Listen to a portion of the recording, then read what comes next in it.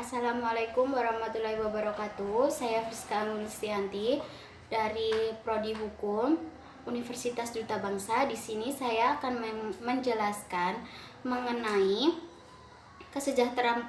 kesejahteraan perempuan melalui hukum yang berlaku di Indonesia. Pada zaman saat ini, kekerasan pada wanita sering terjadi dalam rumah tangga dan hubungan personal maupun pacaran. Banyak sekali wanita yang teraniaya tanpa berani mengadu kepada pihak yang berwenang, dan banyak pula wanita yang berpikir kekerasan hanyalah terluka fisik tanpa memikirkan psikisnya.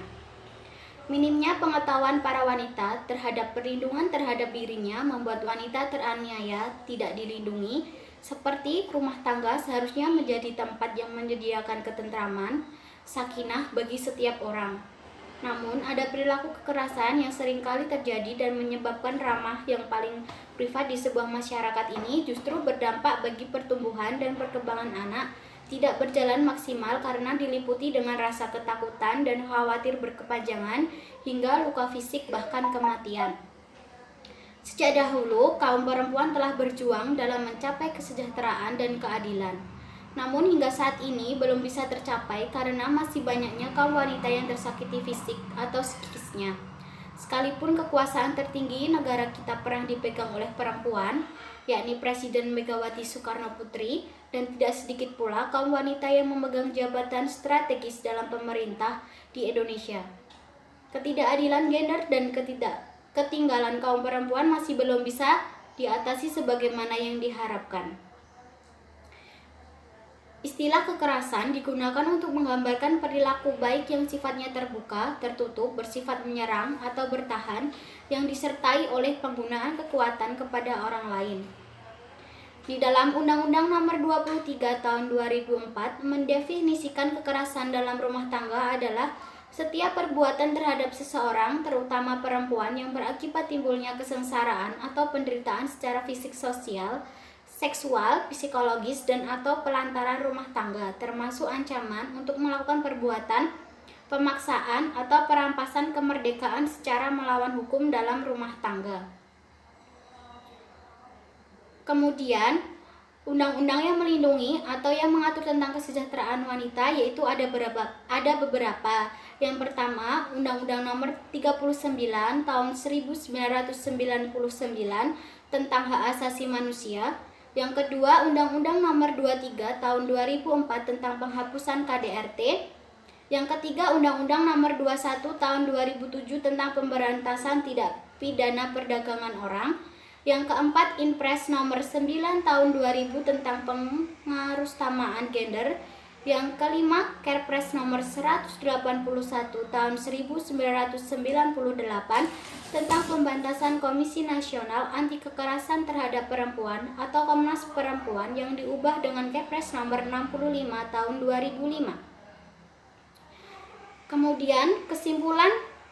Kemudian penyebab terjadinya kekerasan pada wanita yaitu ada banyak faktor yang menyebabkan terjadinya kekerasan terhadap perempuan, baik pasangan maupun bukan pasangan.